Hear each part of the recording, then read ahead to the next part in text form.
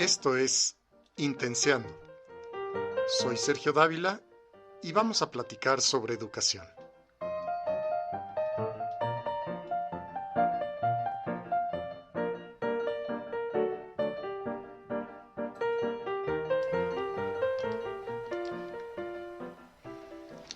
Imagine que como trabajo final, un alumno le entrega un engargolado en el que además de la portada y el índice, solo incluye hojas en blanco.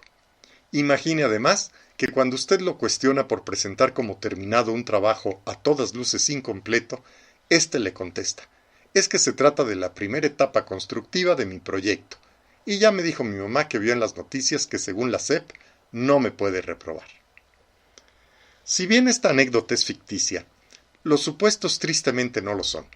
Representan dos de las más cuestionables expresiones de las políticas del gobierno de la tercera alternancia.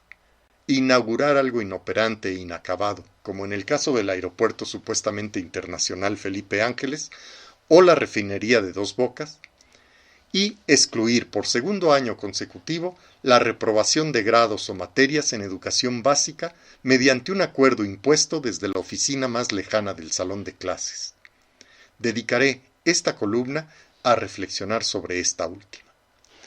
El pasado martes 28 de junio se publicó en el Diario Oficial de la Federación un acuerdo con disposiciones diversas para la conclusión del ciclo escolar 2021-2022, entre las que sobresale el artículo 7 que a la letra dice: en todos los casos en que se asiente una calificación numérica en la boleta de evaluación de las y los estudiantes de educación primaria y secundaria, la calificación que deberá registrarse no podrá ser inferior a 6. Este artículo fue recogido por los medios de comunicación con encabezados como: SEP anuncia que estudiantes no podrán ser reprobados, ordena la SEP no reprobar a nadie, o México prohíbe a profesores reprobar a estudiantes de educación básica. Todos pasan. Como si nos faltaran pretextos para el debate polarizado, el citado acuerdo, aderezado por los medios de comunicación, enfrentó dos posiciones que, a riesgo de simplificarlas en demasía, trataré de explicar. Por un lado están quienes piensan que la reprobación y las calificaciones mismas deberían desaparecer de las escuelas, ya que poco aportan para que los estudiantes identifiquen sus áreas de oportunidad y puedan trabajar en ellas para mejorar. Las calificaciones reprobatorias, especialmente en la adolescencia, pueden llevar a los chicos a afectar su autopercepción de logro e incluso en algunos casos a la indefensión aprendida. Si el aprendizaje es un proceso idiosincrático que implica la maduración de procesos y la significatividad tanto lógica como psicológica de los contenidos que pretendemos enseñar, ¿no es acaso injusto y contradictorio premiar a quienes maduran primero y desalentar a quienes más apoyo requieren? Calificar conlleva sin duda un efecto en que los estudiantes aprenden implícitamente a valorar las notas como el objetivo principal de su asistencia a la escuela, independientemente de sus aprendizajes. Perciben que quien obtiene 10 es más valorado por los adultos que quien saca 6 o reprueba. En algunos casos incluso son comparados entre hermanos por sus calificaciones o por sus padres, quienes les condicionan su aceptación o cariño dependiendo de sus resultados escolares. Las calificaciones, además, son insuficientes para inferir lo que un chico sabe o es capaz de hacer con lo que aprendió, pues son asignadas con criterios tan diversos que van de los exámenes memorísticos, el número de tareas realizadas, la asistencia o hasta la participación en clase. Normalmente entre quienes representan esta postura están los teóricos de la evaluación, los estudiosos del fenómeno educativo y algunas autoridades de la SEP. Pero por otro lado, están quienes piensan que relativizar así las calificaciones, al otorgar una calificación mínima de 6 a los estudiantes, solo por comunicarse con sus maestros, aunque no hayan hecho nada, es perjudicial para desarrollar en los niños y jóvenes una cultura del esfuerzo que los prepare para un futuro, en el que inexorablemente enfrentarán procesos cuantitativos para lograr ser admitidos en una universidad u obtener un trabajo. Afirman que es una total falta de respeto al trabajo docente al relativizar así la planeación, conducción y evaluación de todo el curso escolar. Algunos platican con tristeza o indignación, como algunos estudiantes o padres de familia incluso los retan con la consabida frase de «no me puede reprobar y hágale como quiera».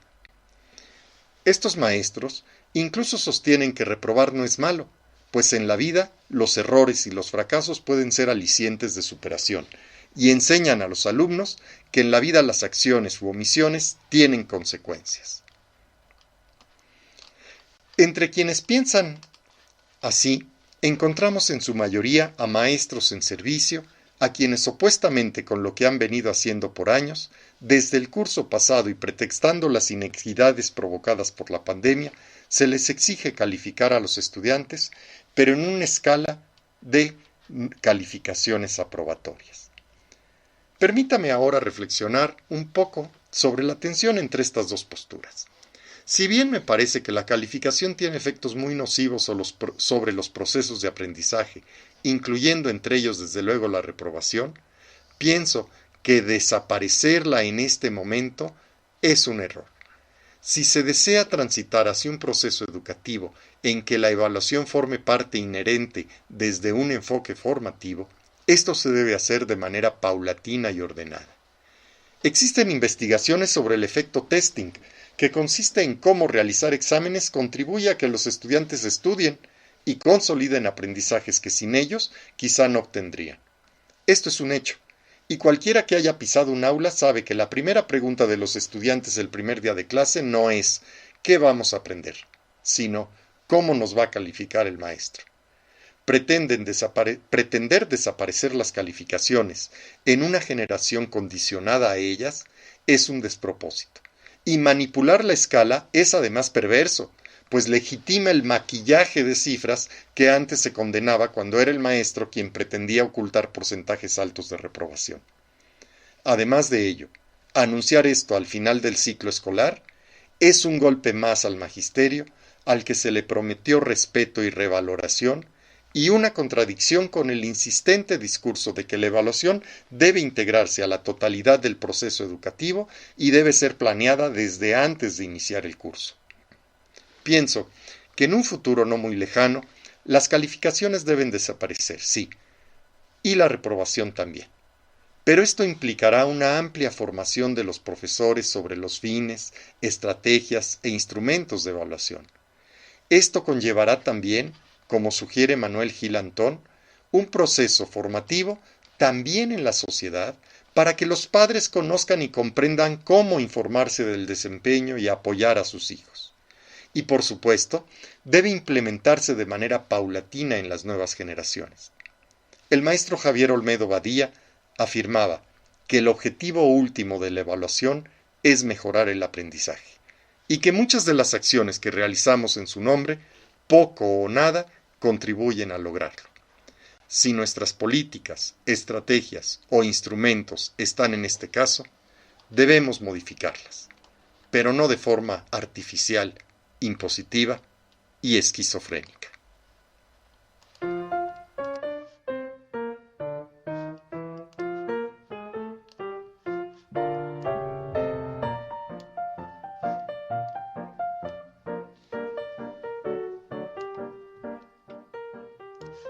Intenciando es un podcast escrito y narrado por Sergio Dávila. Forma parte del proyecto Indocentes que puedes encontrar en redes sociales. Si te gusta, apóyalo activando el botón para seguirlo y compartiendo con tus amigos y colegas.